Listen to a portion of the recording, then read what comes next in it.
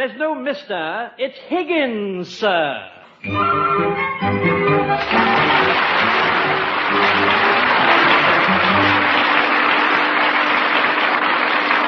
National Broadcasting Company presents a new comedy series, It's Higgins, Sir. Conceived and produced by Paul Harrison and starring Harry McNaughton as Higgins.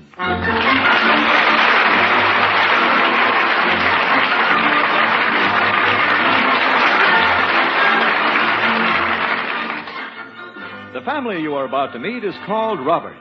They are, loosely speaking, an average family who live in an average house in an average town. They were living their own peaceful average lives until today. For today, an influence entered their lives that set them apart, made them different from their neighbors. And that influence was... Good afternoon. Is this the residence of Mr. Philip Roberts? Why, yes, it is. I'm Mrs. Roberts. How do you do? I'm Higgins. Well, how do you do, Mr. Higgins? It's just Higgins, madam. No Mr. I'm a gentleman's gentleman. Oh, really? Isn't that sweet? Yes. I just arrived from England to bring your husband an inheritance. I beg your pardon, madam, but I think your house just collapsed. Oh, no. That's just the way my 14-year-old son comes down the stairs. My word, hasn't he learned to walk yet? I got baseball practice, Mom. I'll see you later. Take care. Don't be a wild Indian. Indians? Oh, we still have Indians here. I beg your pardon. Oh, nothing. I was saying before that scalp hunter flew by. I've come all the way from England to present to your husband this priceless heirloom Queen Anne silver service that he's inherited from my late employer, Sir Reginald Robertson. Oh, well, really, I don't know what to say. Well, if I were in your place, madam, I should probably ask me to come in. I mean, I'm getting a little tired holding the silver. Oh, I'm terribly sorry. Won't you come in? Thank you. You may put the silver down on this hall table. Thank you. And now, if you'll excuse me, I'll get my bags. Surely. Put them in the... Your bags? You mean bags? With your clothes in it? Obviously. I hope you didn't think I came over from England with a knapsack. Oh, but of course you don't intend to stay here. Precisely. Madam, where this silver goes, I go. My grandfather polished this silver all his life. My father polished this silver all his life. And I intend to polish this silver all my life. But... The word is butler, madam. You Americans have shortcuts for everything, haven't you? And now, if you'll be as good to show me to my room... But... Oh, very well, if you insist, madam. I'm your new butt.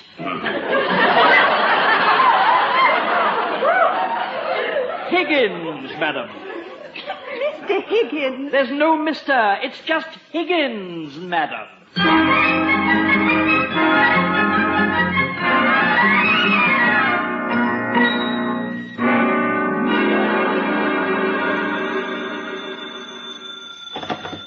Hello, Mr. Philip Roberts' office? May I talk to my husband, please? This is Mrs. Roberts. Oh, surely. One moment, Mrs. Roberts.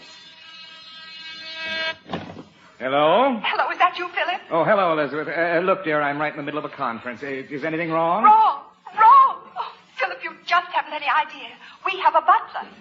A what? He just walked in with an armful of real silverware that his father polished all his life, and he's going to spend the rest of his life polishing it right here in the middle of our dining room. We have a butler. Wait a minute, Liz. Wait a minute. We seem to have a bad connection.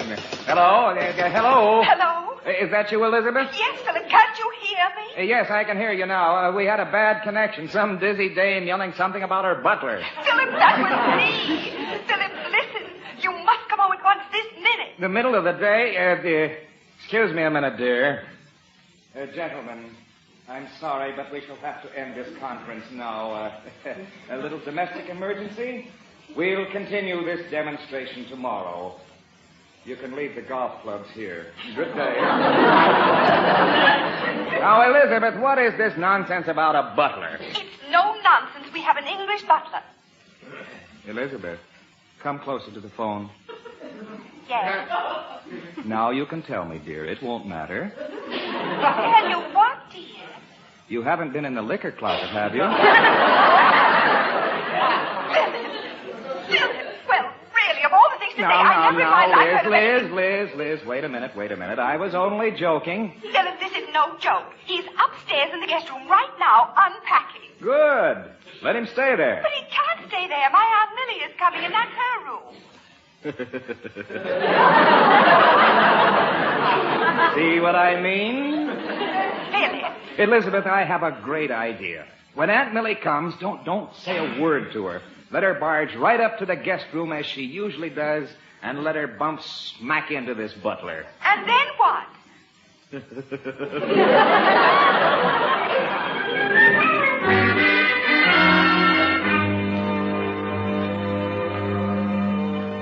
Briggs, I must congratulate you. This kitchen is spotless. It was spotless before you came, and it'll be spotless after you leave. I wasn't aware that anyone was leaving. No. Ah, the stove. What have we cooking for dinner? Briggs, what is this football doing in the oven? Football? That's my roast beef. That's roast beef? Incredible. What are you basting it with, iodine? For your information, the family likes it well done. It has another half hour to roast. Another half hour? Why, you can practically use it now as a bowling ball. That's the way I've been cooking in this family for 17 years. 17 years? The family is still intact? Astonishing. Tell me, Briggs, where is the housekeeper and the maid? You're talking to her. I am the housekeeper, the maid, and the cook. Housekeeper, maid, and cook? All at the same time? You know, someday you Americans will carry this mass production too far. Now, look here. I've been running this house the same way for 17 years, and no one is going to change it. Oh, you must be one of those Democrats I've read about. And now perhaps you could tell me where the tablecloths are. They're in that drawer over there. But I say these are breakfast cloths. Where are the dinner cloths? Dinner cloth? Look, kiddo. You see that tablecloth you have in your hand? You mean this breakfast cloth? Yes. Now turn it around on the other side. Yes. That's our dinner cloth. Briggs, you don't understand. I intend to use the silver service tonight for the first time, and I want the formal lace dinner cloth. Lace? I say that sound you're making is a trifle more than nauseating. Lace. Lace. The only lace you'll find in this house is up in the attic on a pair of Grandma's old pantaloons. Briggs, which way to the attic?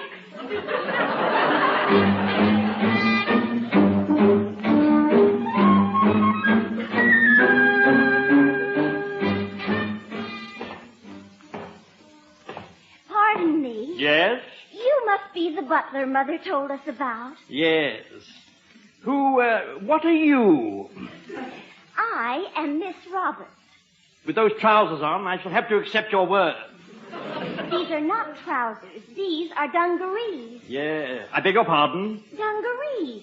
You know what the sailors wear. Don't the girls in England wear dungarees? Not only do the young ladies in England not wear dungarees, but they do not know any sailors to get them from.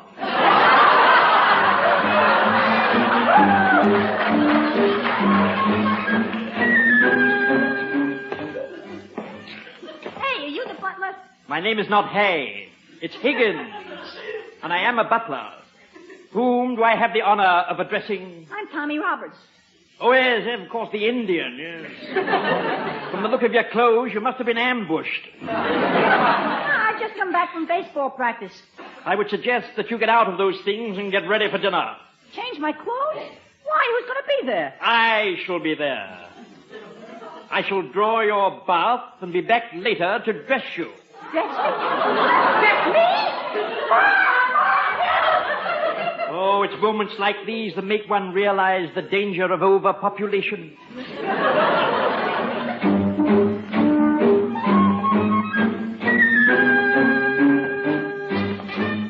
Hello. I'm Debbie. I'm 8 years old. This house must have been built over an abandoned orphanage.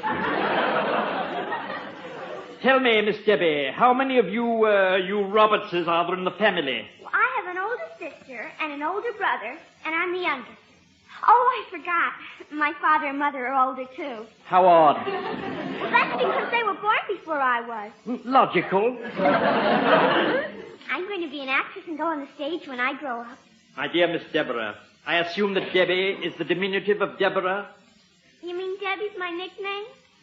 Fine little mind. That's what I mean, yes. Is it? It's what? Little angel, listen carefully. Is your name not Deborah? Yes, it is not Deborah. It's Debbie. I shall make it extremely simple. When you were born, what were you called? A little girl. Oh, I say, this conversation is wreaking havoc on my blood pressure. And now, Miss Deborah, with your permission, I should like to withdraw. You have my permission. Thank you. I have met the enemy, and they are definitely not mine.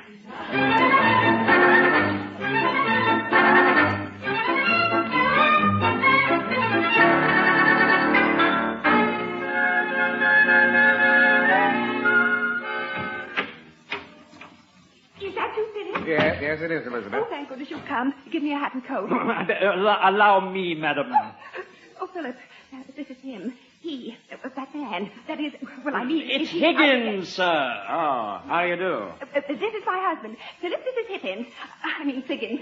Oh, Huggins, this is Poppins. Hey, dear, take it easy, will you, dear? Take it easy. Hold everything. I'll introduce myself. I am Mr. Roberts. It's a pleasure, sir. I've been looking forward to this moment ever since I arrived. Oh, really? Your hat and coat, sir. Oh, that's all right, Mr. Higgins. It's just a Higgins, sir. Yes, dear, it's just plain Higgins. No front or back. Just Higgins. Your hat and coat, sir. Huh? Oh, yes. Mighty nice of you. Oh, Higgins, put it in that closet over there. Yes, madam. I know. I've investigated all the closets. See what I mean, Philip? He's looked in all my closets. Even Aunt Millie doesn't look in all my closets. All right, dear, all right. I'll have a talk with him. Be firm, Philip. Don't be afraid. Afraid? Why should I be afraid after Anything all? else, sir? What?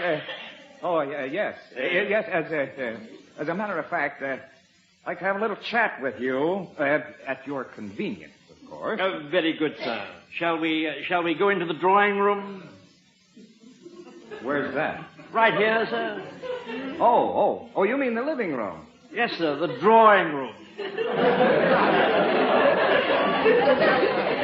Now, let's talk turkey. Turkey, sir?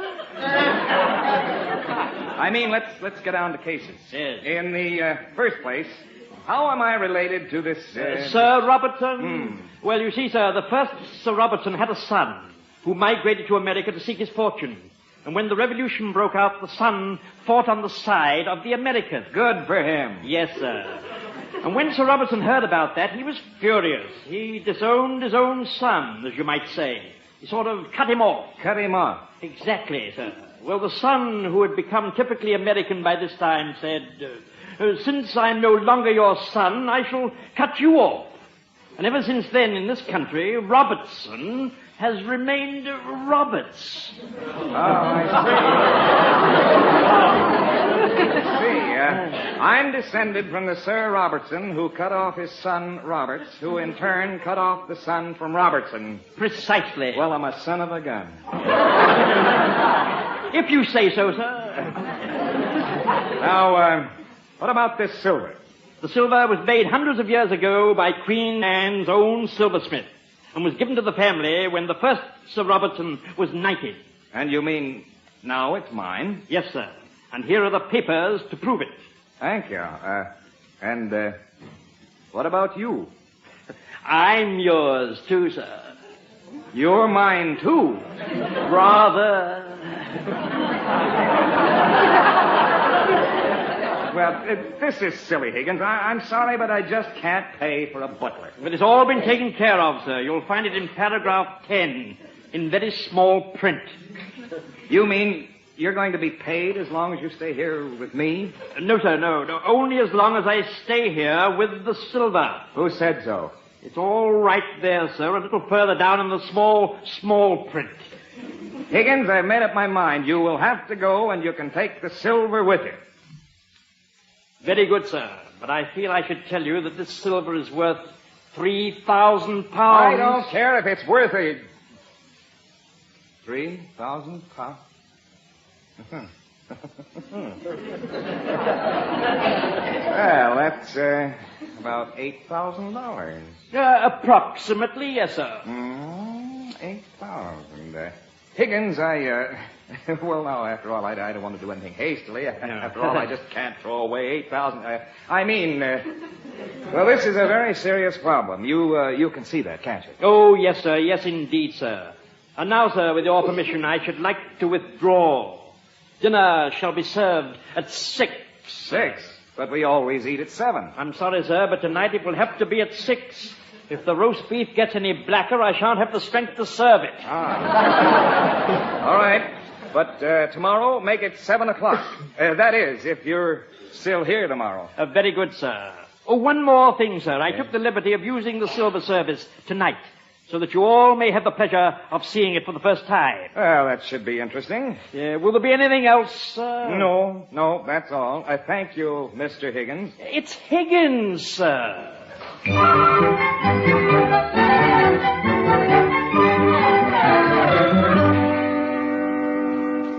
Let's see. Here it is. Paragraph 10. All monies to be paid for the service of the last of the Higgins family shall be provided by the last of the Robertson family to wit... goodness sake, Philip. What? Oh. Where have you been? I've been looking for you all over the house. I've just been reading this will. A remarkable document. I can't understand a word of it. Never mind the will. Philip, did you or did you not ask him to leave? Yes. Is he? No. What? Well, not exactly no. You see, I told him we'd talk it over and let him know. Philip, there is nothing to talk over. He must go. What am I going to do with a man around the house all day? Oh, he's not really a man. He's an Englishman. I mean, he's butler. Philip, you didn't tell me. I did, dear. I did. But there are other considerations. Do you realize that he goes... The silver has to go with him? I don't care. I have my own silver. But this silver's worth at least $10,000. I don't care if it... How much? At least $10,000. $10,000 for a silver service? Must be made of gold. Yes. So you see, dear, that's just one of the considerations that we have to think about. Hello, Dad. Oh, hello, dear. Did you come to see our butler? Well, dear. Isn't he just scrumptious? Oh, can you just possibly imagine how all the girls will just die of envy now that they know we have a butler? Just a minute. What do you mean now that they know he just got here? Oh, I've called them all on the phone, and they're all just dying to meet him. Imagine him going to the door and saying to Pudgy, Miss Roberts is not receiving today. If you will leave your card, I will inform her that you called. Hey, this is getting more complicated than I thought. That's another consideration. Hiya, Pop. Did you come to see Yes, me? I came to see the butler. Boy, is he a sissy. Pop, that man has to go. It's either he or me. It's either he or I. Don't tell me you're going, too. You see, Philip, he's breaking up our home. Now, wait a minute. One at a time. Now, tell me, what's this ultimatum about? I can't tell you, Pop. You just have to take my word for it. He and me. He and I. You stay out of this. Him and I cannot stay under the same roof. I just can't throw him out like that, Tommy, unless you tell me why. Okay, here it comes. Have you been dressing yourself all your life? What a silly question. Of course I have. Well, you can kiss those days goodbye. From now on, he's going to dress you. What? He tried to dress me for dinner. Mother, you don't suppose he'll try? Philip, if you don't get rid of that bee. See, Pop, I told you. Now, wait a minute. Calm down, everybody. Now, let me explain. He is a gentleman's gentleman. He has nothing to do with the lady. He better not.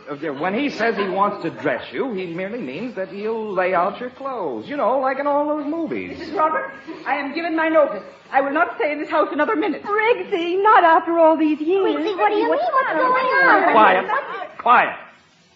Now, what is there about Higgins you can't stand? All day long he's been in my kitchen insulting my roast beef and saying that he was going to set the table. And after 17 years, I'm not good enough to serve the food. He's going to serve the supper. Philip, do something. I will not have that man here another moment. Oh, but Mother, think of the prestige. Throw him out, Pop. He'll make feces out of it. It's him or me. It's he or I. It's me or him. Now, wait a minute, one at a time. Now, listen, everyone. This is an important decision we have to make. Let's not be too hasty. After all, there are... Begging your pardon, but is that you, Father? Did you come home? Yes, I came home to see the butler. Isn't he charming? I find him utterly fascinating. Debbie, stop that. I beg your pardon, Father, but it's Miss Deborah. Debbie. Now, Debbie, behave yourself. Really, Father? This conversation is wreaking havoc on my blood pressure. What? She got that from Higgins. Debbie, you're spoiling it. It's Miss Deborah. Well, this is the last straw. I'm going to get rid of that man if I have to throw him out myself. Oh, boy, Father, you don't know what you're Dinner is served. Higgins? Sir? Nothing. Shall we all dine?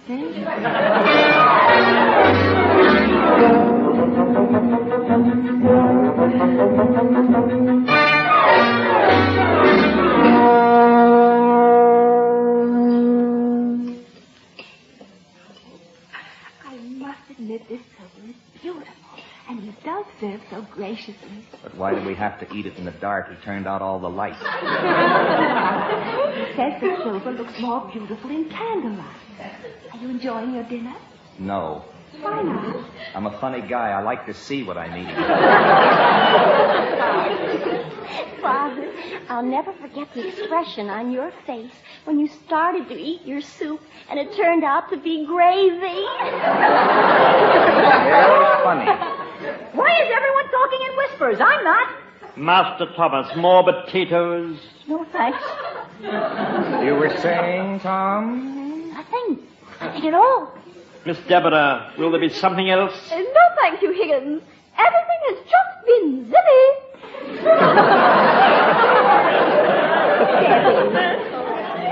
Shall I serve the coffee in here, madam, or will you take it in the drawing room? We'll have it in here if you don't mind, Higgins. Very good, madam. Will you pour, or shall I? Up till yesterday, I brought the coffee to the table in the cups. You may pour, Higgins. Very good, madam.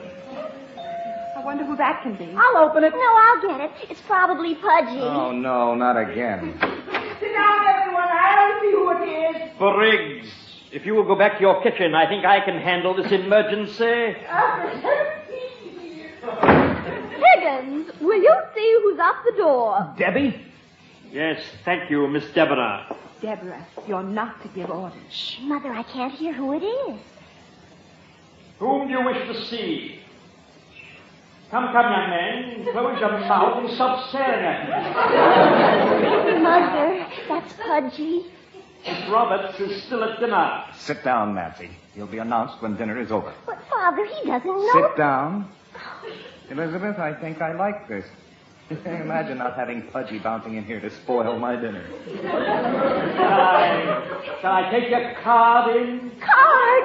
Pudgy doesn't have a card. You left it home? May I suggest you go home and get it? Mother, he's chasing Pudgy away.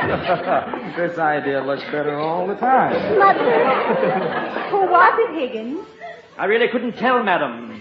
Some rather frightening-looking object with porcupine hair. Oh, it was horrible. Stood staring at me with wide-open fish eyes. That was Pudgy. Mother, he's chased Pudgy away. The gentleman did say he would be back sometime later this evening. If anyone calls for me, I have retired to my boudoir. Debbie, if I have to speak to you again, And you needn't ask Higgins to answer the bell. Thank you, sir. Boy, now I know what it's like to eat in a prison. Whom do you wish to see? Whom do I wish to see? Whom the blazes are you? I am Higgins. Were you expected? Was I expected? I'm always expected. I'm Aunt Millie. Now get out of my way or I'll trample you down. If you'll wait in the drawing room, the family is still at dinner. At dinner? They don't eat dinner until 7 o'clock, and it's only 1:15 now. Out of my way. If you persist in barging in, madam, I shall be forced to restrain you physically. You dare lay a hand on me. What's going on out here anyway, huh? Philip, get this overdressed baboon out of my way. Well, Aunt Millie, how nice of you to drop in. Aunt Millie, how sweet of you to visit. Do come in. Shall I set another place, madam? Yes, if you please, Higgins. What's the meaning of this? I've never been so insulted in my life. Imagine keeping me out of my own great niece's house. Here, sit down, Aunt Millie, and I'll tell you all about it. Now, see here, Philip, have you been holding out on me? Since when can you afford a butler? Oh, he came with the silver service. What silver service? The only silver service in this family is the one I was going to will you. Well, we don't need it now. We have some, thank you, from my side of the family. See here, Philip. Why I won't have you doing this to me? Begging your pardon, Aunt Millie. You take coffee? What do you mean, coffee? I take the whole dinner. I'm sorry, Aunt Millie. Dinner has been served. Philip? Sorry, Aunt Millie, but you heard the man. But, Philip, you have a rule in this house that dinner is at 7 o'clock, and it's only 6:45. Well, you see, Aunt Millie, Higgins is used to serving dinner at 6. Well, of all the nerve. Philip, you seem to forget that your family is mentioned in my will. Aunt Millie, I think one will a day is enough. That's how we got Higgins and this silver you see before you, worth at least $15,000. Cream, Aunt Millie? Don't you Aunt Millie me, you stuffed shirt. Philip, this is all a frame-up. Elizabeth. Yes, Aunt Millie? Where did you get this lace tablecloth? I don't know. Higgins got it. This looks familiar. I thought so. Great land of Goshen, you're eating on my grandmother's bloomers.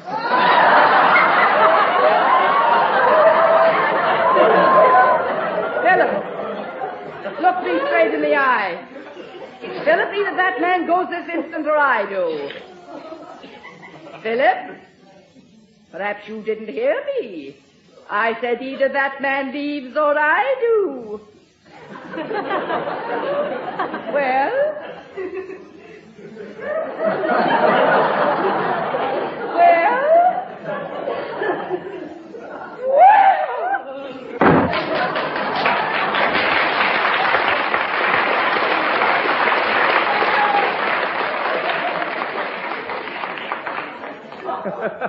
Higgins, come here. I want to shake your hand. Very good, sir. Oh, Higgins, for years I've been trying to get rid of that old biddy. For years she's been coming here at 6:45 just in time to get invited for dinner, and you got rid of her. Oh, the house is yours, Mr. Higgins. It's Higgins, sir.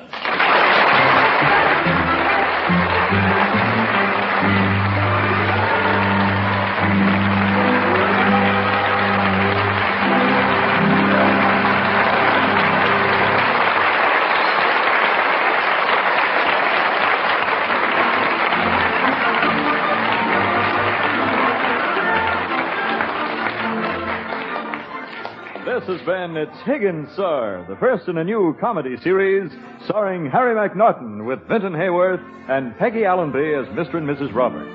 It's Higgins, Sir was written, produced, and directed by Paul Harrison.